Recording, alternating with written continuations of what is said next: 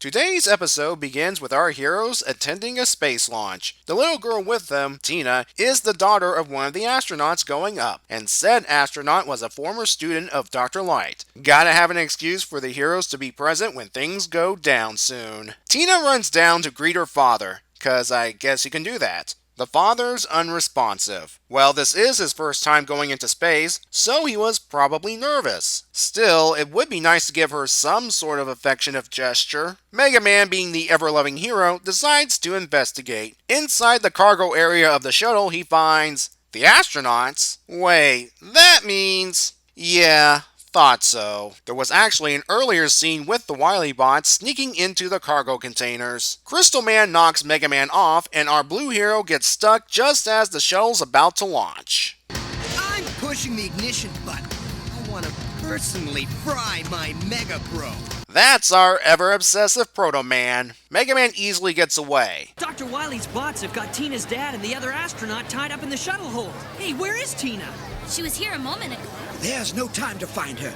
We've got to get to mission control. Yeah, let's forget about the astronaut's daughter and get to the episode's main plot. Mission Control explains that the shuttle is delivering the lens of a sun-focusing laser from a space station to the moon. In order to intercept Wily, Dr. Light made this massive rocket pack for Mega Man to use. Very quickly, too. Well, I guess he modified him from existing rocket parts, but still. Meanwhile, on the shuttle... Cut the cards!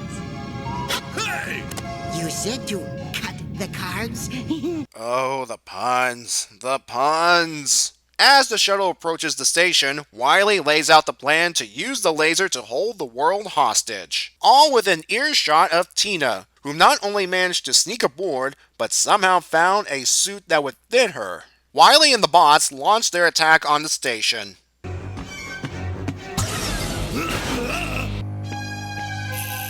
It's protected by a force field. Wow, the station's prepared for something like this. Wily gets the astronauts because he believes they have the deactivation code. Mega Man finally arrives. Perhaps now... Daddy! Of course. With Tina as a hostage, Wily forces Mega Man to leave, and Tina's dad provides the deactivation code. Mega Man returns to find Wily and the lens gone, but Wily left something behind. A bomb that will go off within an hour. Your typical cartoon villainy at work, people. Mega Man contacts Mission Control for help. The good news is, Rush has the ability to sniff out the bomb. But how will they get him to the station? There's an experimental rocket on Pad 9. It was supposed to be flown by this Zephyrin Cochran guy, but he's in the bed with a hangover. Roll and Rush take off. Hang on, Rush. I'm putting her into warp drive. Roll? You're going to overshoot the station. But hey, at least you'll get the Vulcan's attention. Meanwhile, the Wily bots attack and secure the moon base. Roll and Rush finally arrive, but unfortunately, Rush has a case of space sickness. He'll never do it. We're goners. You need to be more optimistic, Mega. See, Rush pulls through, and you were able to get rid of the bomb in time. Dr. Wily contacts the United Nations and demands their surrender. They have an hour to decide, and to help with that decision, Wily vaporizes some water. A more effective demonstration would have been what's about to come next. Wily has Crystal Man shoot Mega Man, and he crashes. Roll and Rush distract Cutman and Gutsman so Tina can escape. Give it up, sis.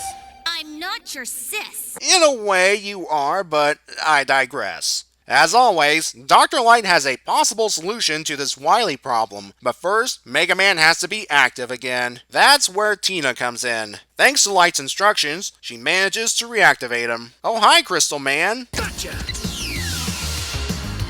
And I gotcha powers. I'm going to stomp you.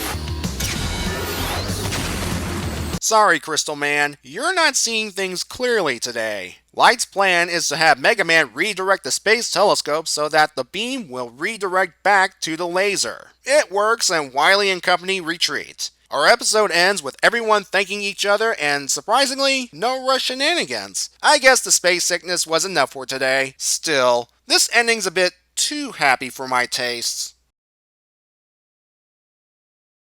Wily's plan to hijack a super laser on the moon is a much more sensible plan than the whole turn robots into cavemen thing. Seriously, that was stupid. Anyway, as a scientist, Wily would keep tabs on major projects and decide which one would work as a world-dominating scheme. And this one fits perfectly for him. Had he succeeded, he could have had Wily bots stationed there at all times to guard the laser, or convert the moon base into a more permanent facility. Either one's possible. Wily learning about the launch window could again be related to him reading up on scientific events. Infiltrating this world's equivalent of NASA would be child's play for someone like Wily. As the mission control guy said, Wily might have won this one, but there were a couple of factors that prevented it. First is Dr. Light's solution for the episode, using a space telescope to reflect the laser back at the machine. I don't have a problem with it since Light did not build this thing on a whim, unlike Mega Man's jetpack. Of course, for that plan to work, Mega Man had to be active. This brings me to the second, and in my opinion, the most important factor.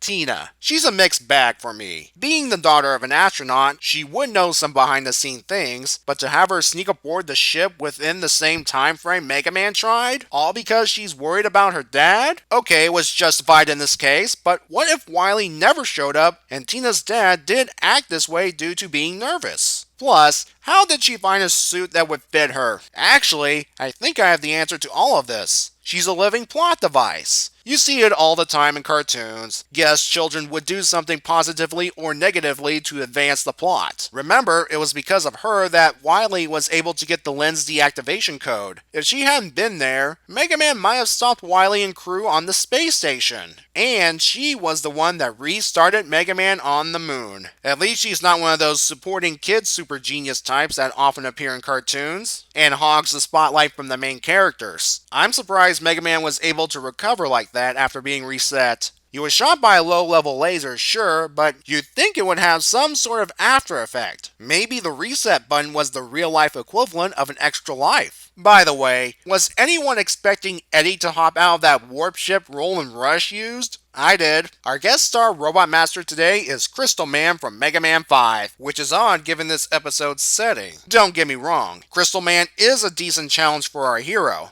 But wouldn't it have been more appropriate to have, say, Starman be in this episode? Because space? Oh, we'll see Starman in a later episode. Oh yes, a much later episode. Overall, Mega Man and the Moon is an above-average outing, though I have to ask, what was the original plan for that super laser? Shooting for moon rocks, or planetary defense or something like that? I guess we'll never know. We've seen Mega Man ascend to the stars, and when we next meet, we'll see him dive into the deep blue sea.